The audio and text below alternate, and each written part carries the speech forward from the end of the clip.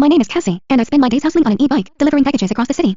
The other day, I was mid-road when a sleek black sedan whipped past me, tires hissing against the pavement, and sent a tidal wave of muddy street water entirely over my legs. Furious, I glared at the receding taillights and muttered under my breath, "I hope your damn tire blows."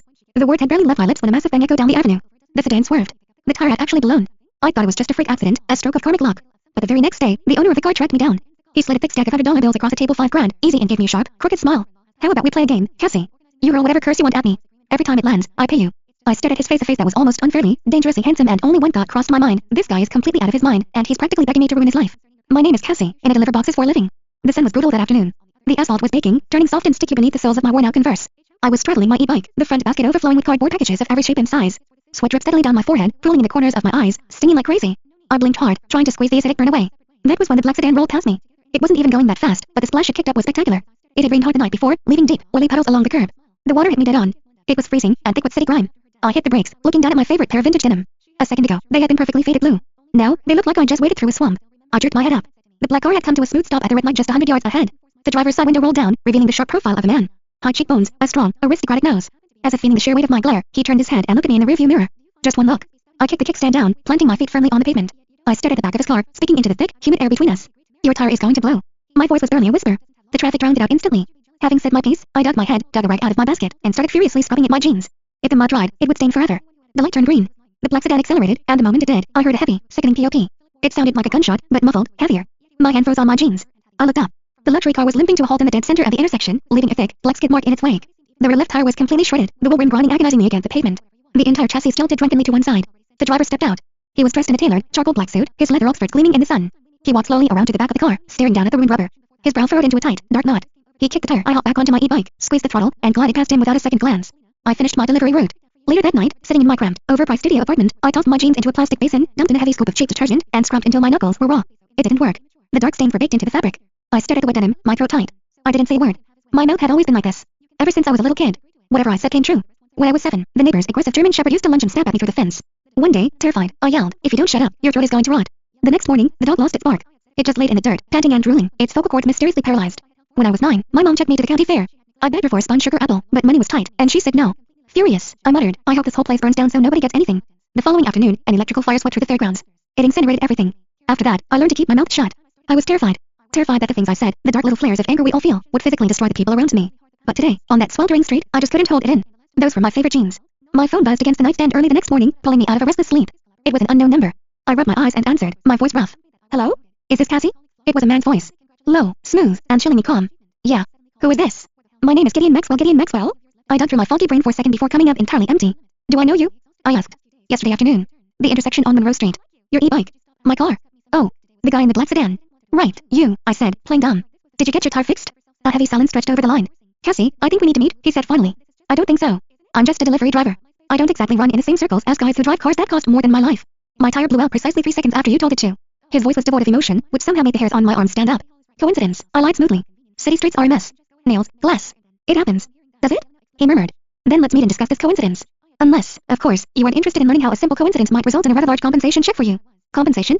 I sat up straight in bed. "What kind of compensation?" "Come meet me, and you'll find out," he said. "Noon today. The coffee shop at the bottom of your dispatch building." He hung up before I could say another word. I sat there staring at the blank screen for a long time. Compensation? What was this? Hush money? My chest felt tight. I didn't want anything to do with this man. The cardinal rule of my life was simple: the more I cared about someone, the closer I got to them, the more likely my mouth was to ruin them. But I was broke. Rent was due in 3 days, and my bike desperately needed a new battery if I wanted to keep my job. At noon, I walked into the coffee shop. It was quiet, the air conditioning blasting like a meat locker. Gideon was already there, sitting in a leather booth in the back. He was still wearing black, a cup of black coffee steaming untouched in front of him. He saw me, caught my eye, and offered a microscopic nod toward the empty chair across from him. I pulled it out and sat down.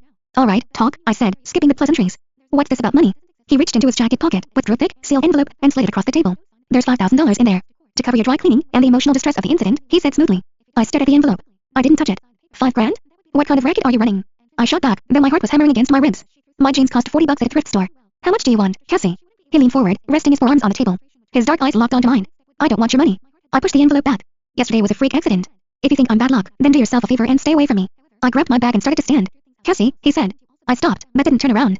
"You don't have to pretend with me," he said softly. "I know it wasn't a coincidence." My stomach plummeted. "I have no idea what you're talking about." "You're a fascinating creature," he mused, leaning back in his chair. "I rarely encounter things that genuinely surprise me. So, I want to play a game with you." "What kind of game?" I turned back to look at him. "A test. To prove if you really are as gifted as I think you are." A slow, dangerous smile curved the corner of his mouth, but it didn't reach his eyes. "If you win, I'll write you a check for $50,000. If you lose." "What happens if I lose?" If you lose, I give you 100,000, he said evenly. I stared at him. This man was utterly, completely unhinged. And heaven help me, so was I. Because a twisted, buried part of me was actually tempted. Not by the money, but by the simple, staggering fact that he wasn't looking at me like I was a monster. He wasn't afraid. He looked at me like he understood. Fine, I breathed. Let's play. The rules of Gideon's game were brutally simple. He would select a target, and I would jinx it. If my words materialized, I won. The first target was him. Whenever you're ready, Cassie. The stage is yours. He leaned back against the leather booth, crossing his arms over his chest, looking entirely too amused. A slow, sultry saxophone track was playing softly through the cab speakers. I studied him. He was undeniably gorgeous. Deep-set eyes, a sharp jawline, lips that were a fraction too thin, giving him a naturally arrogant look. It was the kind of face that belonged on a billboard, the kind that screamed untouchable. I cleared my throat. I hope. I dragged the words out, watching his reaction. He raised a single, dark brow, waiting. At the second you walk out that door, a pigeon takes a massive shit directly on your head. I almost laughed as I said it. It felt so juvenile. Gideon's arrogant mask slipped for a fraction of a second. Is that the best you can do? He asked, clearly disappointed. What did you want me to say? I threw my hands up.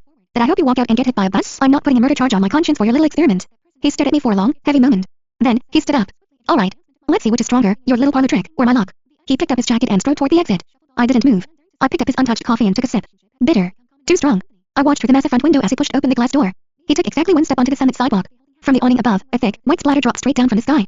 It landed dead center in his perfectly styled, dark hair. He froze. His entire body locked up like a statue. Somewhere in the caf, a barista snorted, desperately trying to stifle a laugh. Moving with agonizing slowness, Gideon raised a hand, touched the top of his head, and looked at his fingers. His face went murderous. He pivoted on his heel and glared straight through the glass at me. If looks could kill, I would have been a pile of ash in the booth. I raised his coffee cup toward him, mouthing the word, cheers.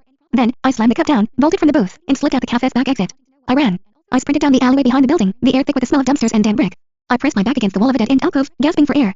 My heart was hammering against my ribs like a trap bird. Half of it was the adrenaline of running. The other half was the sheer, unadulterated thrill of it. For the first time in my miserable, guarded life, my cursed mouth had actually done something entirely hilarious.